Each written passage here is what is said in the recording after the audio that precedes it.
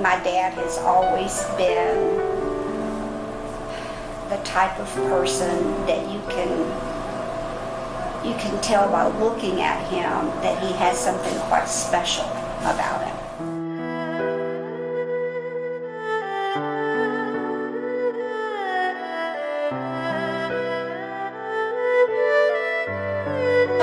Happy birthday to you!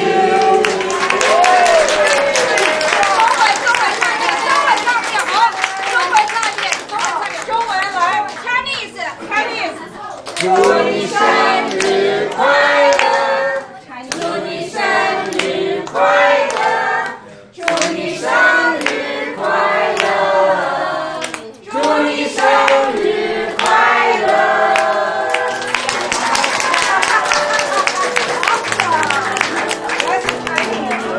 Wish you a happy birthday.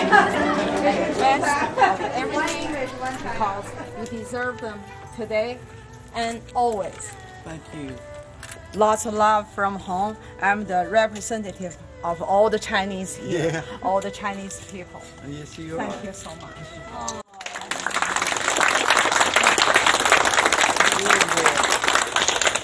I think we can start eating.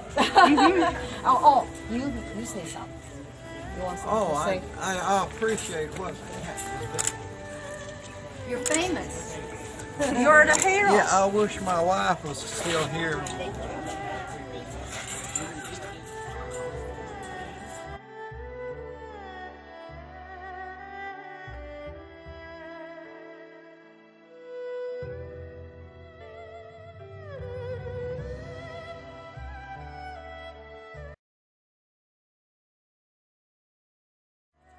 I was in the 14th Air Force, stationed in China, and I was on a B-24 bomber as a nose gunner,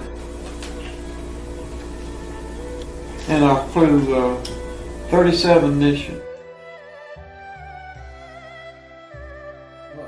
We lived in a little town right out of Waco in Texas. I had 3 brothers, 2 older than me, and then him. And then I had 2 sisters, and me. That was our family. My oldest sister and I rode a horse to school. She had a saddle on him, and then I'd ride behind her on the horse without a saddle, and we'd go to school. And they had a place in the school to tie your horse and a water trough and all that, because there was more than one of us that rode horses to school. Back then, there wasn't many cars. And then when I graduated from school, from high school, I was 25th of August. No, that was my birthday. That's your birthday. Well, I graduated in July, I think, or something like that, or August. Anyway, I graduated from school, and I went to the place where they hire people and send them to because everybody was wanting to go into the Navy and the Army and so forth. So I went down and told them I wanted to sign up because I was 18. And you couldn't sign up less than 18. Okay. So So I first signed day. up for 18 when I was 18. And they said, well, what branch would you want if we took you? I said, I wanted the Air Force. And they said, well, if we have an opening in the Air Force, I said, we'll call you and we'll give you some tests. So 7 days later, they called me, and I went in, and they gave me tests of all kinds of tests. And I did them all right. And they said, well, so far you've passed. Said, you got one more test, and that's physical test. See if you're all right. So they sent me to a doctor or something, and they gave me a physical. And when I got through taking the physical, he said, well, I've got news for you. Said, you can't go into the Air Force. Said, you weigh 123 pounds and they don't take anybody less than 125. And he said, but maybe I can help you a little bit. So he said, he wrote a note and gave it to me. And he said, take that to the mess hall and give it to the mess sergeant. So I didn't read it or anything. I just took it and went over there. And he read the meter man, the mater that was in charge of the mess hall. He said, go over there and sit down in that table. And said, we'll have somebody with you in a little bit. So, in just a little bit, the guy come out with a gallon thing of water. And another guy came out with bananas, a whole slew of bananas. And then he said, now eat and drink all you can. So I did. I ate and I drank and I ate and I drank. So it almost made me sick. And he said, came back over when I quit eating. He said, well, you gonna eat anything more? I said, no, I can't. It make me sick. He said, well, go back and let the man weigh you and see what. Well, I went back over there and he weighed me. And he said, well, JB, said, you can go into the Air Force. He said, you were weighing 3/10 of a pound more than you have to. I weighed 125 3/10. So that's when I got in the Air Force. Well, I had never flown anything, and I really wanted to do some flying. And also, back then, if you were even in good shape, they'd draft you. You wouldn't have to join. So if I'd have waited and maybe gained a little weight, well, they would have drafted me and put me where they wanted me instead of in the Air Force. Okay. So I volunteered to it, and that's why they went to that. My dad, and one of my mother too, she wasn't fond of it that I joined, or my dad either. They said, you shouldn't have done it. He said, but I guess it's all right, because if you hadn't have joined it, they'd have drafted you. So they passed it by that. And I started this school, VA school, and they taught us a whole bunch of stuff. And then they shipped me to El Paso. And I took my basic training in El Paso. It would be the same thing as if I went to the Army. We marched and all that in this Army. I mean, I was there about a little over a month. And then when I got through there, they sent me to another place. It was the Air Force to train. So we had a big room and chairs in it. So we'd go in and sit down, and they would put a 50 caliber machine gun on our desk, each one, and they said, now we want you to tear this thing down, take it apart, and then put it back together. So we did. It was hard to do, but we did. And we did that for, I think about 3 or 4 months, every day. So finally after that, they came in one day and they said, we're going to pass these guns around like we always do, but then we're going to put blindfolds on you, and you have to tear that gun down, put it back together blindfolded, and if it don't fire, we'll get you out of this. But if it fires, you'll stay in and be a gunner on something. So mine stayed, mine fired. I put it together. Some of them, they couldn't get it together blindfolded and it would go, would work. So they got out. Some of them I don't know whether they just couldn't do it or whether they wanted to get out. But I wanted to stay in, and I did. And that's how I became a gunner. And then from there, they sent me to a place down close to the Gulf of Mexico, a little town that had a air thing for air training. They had some small planes, and we would get in one of those little planes, and they'd take off, and it just have the pilot and you, and to go up, they fly over the water there, and they had some things put in this water that you shoot at. So he'd go along and he'd say, now when I get into those things, you start shooting at them with a gun. They had a little small gun or something kind of, wasn't much to it. But I did that, and it was okay too, until they put 50 caliber machine guns. They were huge, those that we trained with. They put one of those in each one of those planes, or each one that they used that way. And they signed me to one of them, and I went over there, and the pilot had it sitting there just kind of running a little bit, and the gun was there and everything, and he was standing out talking to another pilot. And he said, well, get in.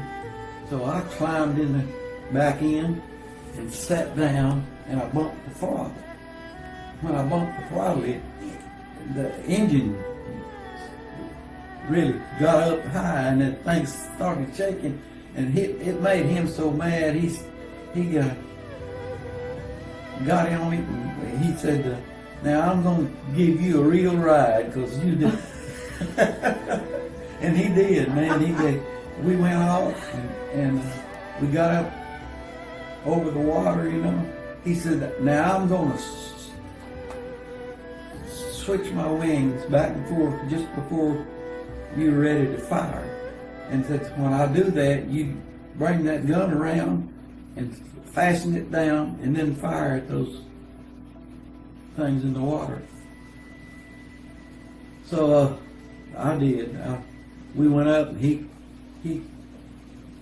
shook his wings in the plane. So I pulled that gun around. It was on rollers on a little track, and I pulled it around, but the air it was open, you know. And man, I imagine we were driving. I was running 200 or 300 miles an hour, and I'd pull it around, and the wind would bring it back. And I'd pull it, do it again, and I couldn't hold it and fasten it at the same time, and the wind would blow it out. And finally I did. I finally got it. And he was watching. And he would check the gun thing once in a while. And then I started firing at those things in the water. And I fired at him. And we went out, and he turned around and came back, and when he started back, he did his wings that way again.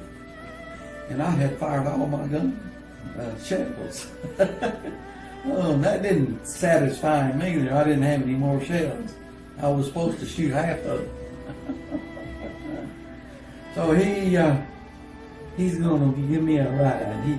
He went down out to the right, almost on the water, and then he pulled it back up like that, and then rolled it over.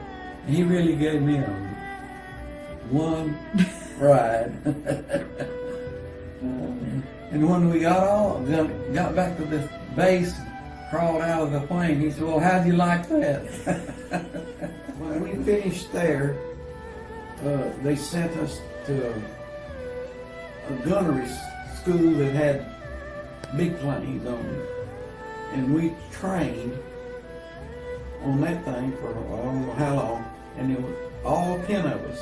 And we didn't know each other or anything. We just became a plane crew. And we trained and went out and dropped bombs and some old bombs that wouldn't hardly do any good. But just like if we were really in a war. Well, we did that for a while, and we got to where we could do it real good. So they said that we're going to ship y'all out in a couple of days, but we're going to give you something to do so you won't be just sitting around. So they put me and another one of them on a little truck and showed us that they wanted to move some benches and chairs and things from one place and take it to another and put them down. And we were doing that all day. And I got feeling bad. I couldn't feel, it just didn't feel good. And I told that boy that was working with me, as soon as we finish, I'm going to go sick call because I don't feel good. He said, well, we'll just stop now. And I went to sick call and they sent me to the hospital.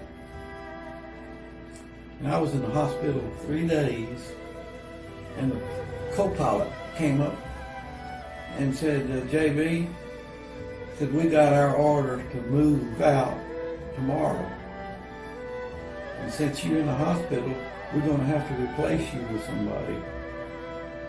And he said, we can't help it, but that's what they got to do. So when he left, I told the nurse, I'd like to see the doctor. So she said, oh, okay.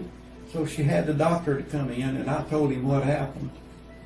And he said, well, he said, I'm going to release you, but I'm going to give the pilot a note, and I want you to take it to him when I release you. 2 days after that, I think we finally got into China. Oh, Kunming. Kunming. Okay. And there was a big airport there, and they changed, put you somewhere in one of the places in China, and because you didn't all stay on that one thing, it was just a receiving place. So I don't remember the first place we went, but they didn't have any barracks. They had tents. We had 4-man tents. And that's where we slept and everything in those tents. They had one building, and that was the mess hall. And the office was on that. But the rest of it was all tents. Well, it didn't bother us. Out of the 10 people on our crew, I was the youngest. And they just called me a kid, you know. Our pilot was 37 years old. He was like grandpa to me. Yeah. They put me in the tail gunner. It's made just like the nose gunner, but it's in the tail end. And they put me in there, and I was going to be the tail gunner. Well, we flew 3 missions, and the nose gunner got hurt or something real bad, I think. But anyway, they had to get rid of him, and they got a new one, and he was too tall to work in it very much, so they let him go to the tail gunner, and I went into the nose gunner for the rest of our missions. Like we flew 37 missions, and that was about 2 years. So that was a little over a mission a month. It was more than that. It seemed like we'd fly at least 2 or 3 times a month. And we'd fly out sometimes to the China Sea. They'd hear something about the Japanese had a convoy out on the China Sea, and they'd say, you guys have got to go out there and see if you can't stop it. So we'd go out, and the pilot would fly just almost on the water, just real low, and till we got close to that convoy. And when he'd raise it up, and the bombardier would open the bomb sights and everything, and we'd go right over that thing, and they were shooting at us, and we'd drop bombs on them. And we did that several times. And then we'd fly over some of the places on land that the Japanese had taken over and bombed them too. And they would fire at us. They'd have guns, some of those big guns, mounted. One of those, at this one mission, I guess it was one of their big guns. They fired a big thing up there, and it exploded, right close to us. And some pieces of that thing came through my turret, and it cut the wires. And when it cut the wires, my heater seat wouldn't heat, and I almost froze. But I couldn't do anything about it because I couldn't work on it or anything. And the pilot just said, grit my teeth and see if you can't stay with it. And I did. But it was cold. But just as soon as we got out of their range, he let me get out. Yeah, when we were on a mission, and when we finished and started back, they called us on our mission office. Called and said there's a Japanese troop train, and told us where it was. They said we'd like for you to go and attack it. So we did. We turned and we went. And when we got there, the troop trains were going this way, and we came in this way. So we started shooting. Well, this top man couldn't shoot because he couldn't see it good, and neither did the bottom man. Well, I was the only one on there that just sat right there and shoot it. So I knocked the engine. I shot it so much I shot holes in it, and the steam started coming out, so they couldn't go anywhere.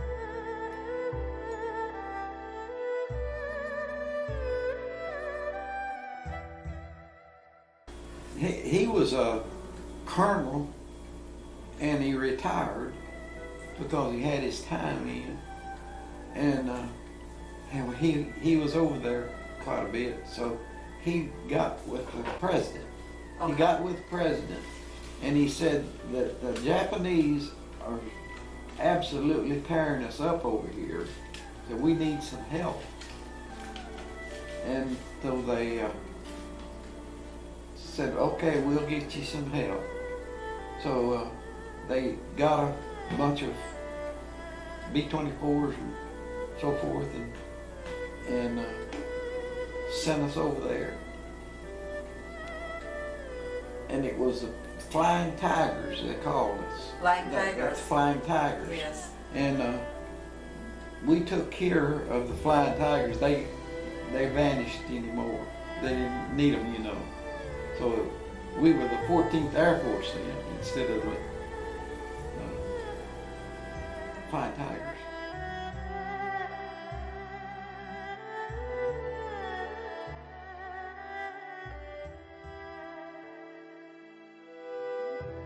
I knew her before I went into service.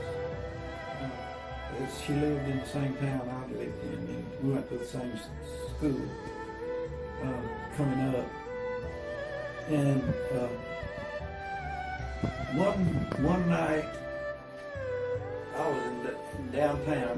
Waco's pretty good size. It's over a little over 100,000 people. But anyway, I was going to stay out and go to the movie at night, the night movie. And her and 3 more girls was walking down the street, and I asked her if she'd like to go to that, see the movie that night. Oh yeah, sure she did. So I took her to the movie, and we didn't get out until maybe 10, 11 o'clock or something like that. So I took her home, and when we stopped in front of their house, her father was sitting outside, and he wanted to know what we were been doing, and she told him that we went to the movie, and he didn't like it very much, but he didn't say much.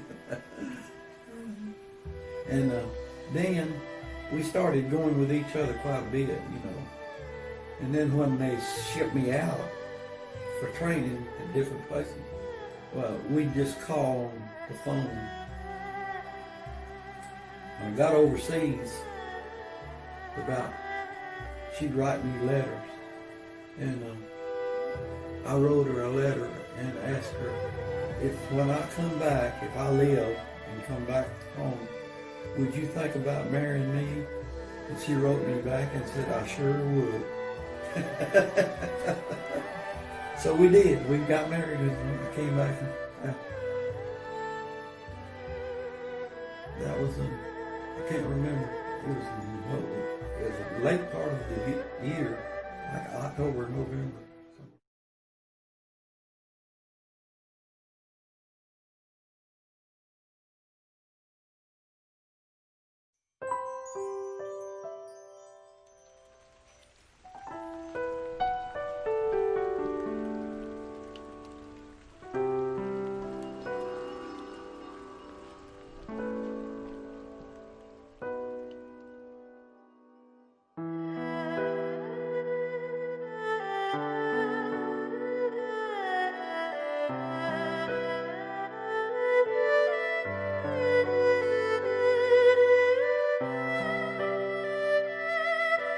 Thank you.